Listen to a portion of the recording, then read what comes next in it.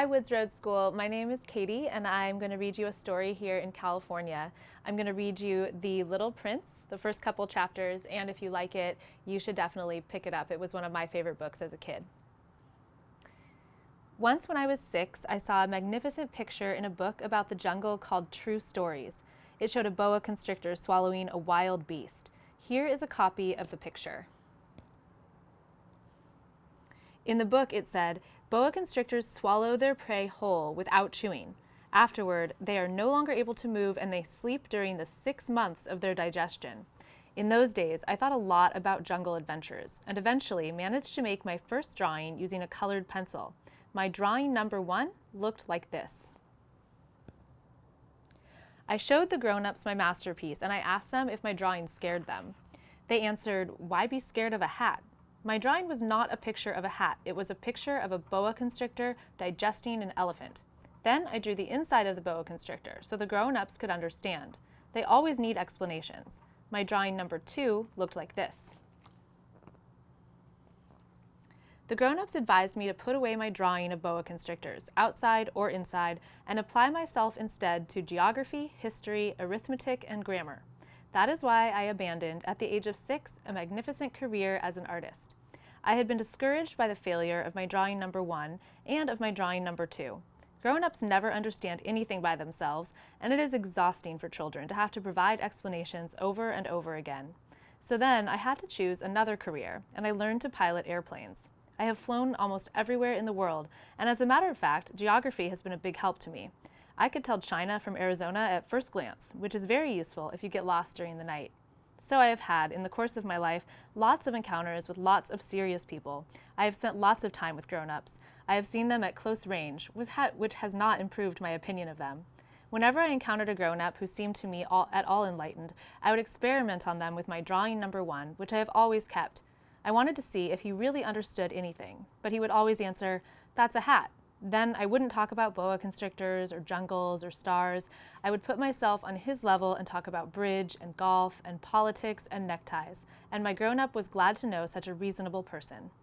So I lived all alone without anyone I could really talk to until I had to make a crash landing in the Sahara Desert 6 years ago.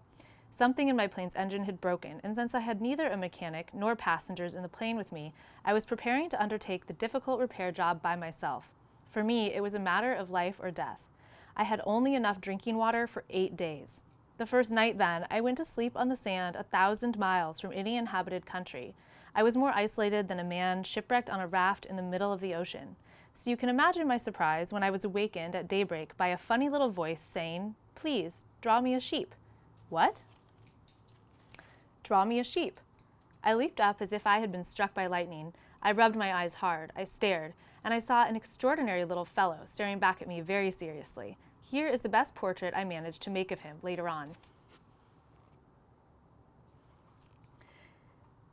But of course my drawing is much less attractive than my model. This is not my fault. My career as a painter was discouraged at the age of 6 by the grown-ups, and I had never learned to draw anything except boa constrictors, outside and inside.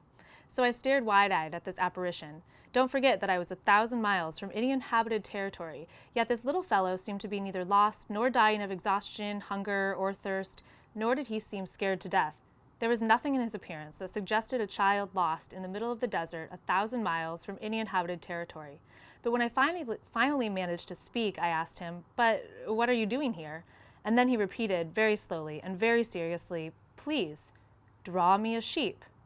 In the face of an overpowering mystery, you don't dare disobey. Absurd as it seemed, 1,000 miles from all inhabited regions and in danger of death, I took a scrap of paper and a pen out of my pocket, but then I remembered that I had mostly studied geography, history, arithmetic, and grammar, and I told the little fellow, rather crossly, that I didn't know how to draw. He replied, "That doesn't matter. Draw me a sheep." Since I had never drawn a sheep, I made him one of the only 2 drawings I knew how to make, the one of the boa constrictor from outside. And I was astounded to hear the little fellow answer, "No, I don't want an elephant inside a boa constrictor. A boa constrictor is very dangerous, and an elephant would get in the way. Where I live, everything is very small. I need a sheep. Draw me a sheep." So then I made a drawing. He looked at it carefully and then said, "No, this one is already quite sick. Make another." I made another drawing. My friend gave me a kind, indulgent smile. You can see for yourself, that's not a sheep, it's a ram, it has horns. So I made my third drawing, but it was rejected like the others. This one's too old. I want a sheep that will live a long time. So then, impatiently, since I was in a hurry to start working on my engine, I scribbled this drawing and added, "This is just the crate. The sheep you want is inside." But I was amazed to see my young critic's face light up. "That's just the kind I wanted. Do you think this sheep will need a lot of grass?" "Why?" "Because where I live, everything is very small. There's sure to be enough. I've given you a very small sheep." He bent over the drawing. "Not so small as that. Look, he's gone to sleep." And that's how I made the acquaintance of the little prince. It took me a long time to understand where he came from. The little prince, who asked me so many questions, never seemed to hear the ones I asked him. It was things he said quite at random that, bit by bit, explained everything. For instance, when he first caught sight of my airplane — I won't draw my airplane, that would be too much and too complicated for me — he asked, "What's that thing over there?" "It's not a thing, it flies. It's an airplane. My airplane."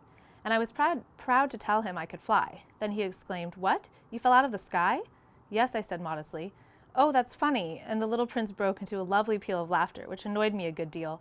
I like my misfortunes to be taken seriously. Then he added, "So you fell out of the sky too? What planet are you from?" That was when I had the first clue to the mystery of his presence, and I questioned him sharply. "Do you come from another planet?" But he made no answer.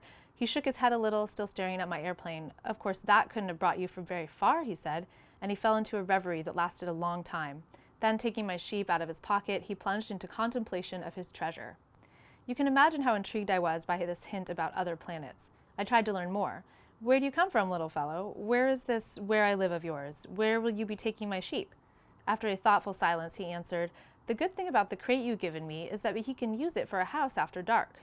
"Of course, and if you're good, I'll give you a rope to tie him up during the day, and a stake to tie him to." This proposition seemed to shock the little prince. "Tie him up? What a funny idea!" "But if you don't tie him up, he'll wander off somewhere and get lost." My friend burst out laughing again. "Where could he go?" "Anywhere, straight ahead." Then the little prince remarked, quite seriously, "Even if he did, everything's so small where I live." And he added, perhaps a little sadly, "Straight ahead, you can't go very far." And that was how I learned a second, very important thing, which was that the planet he came from was hardly bigger than a house. If you liked that book, that was The Little Prince, and you should definitely read the rest.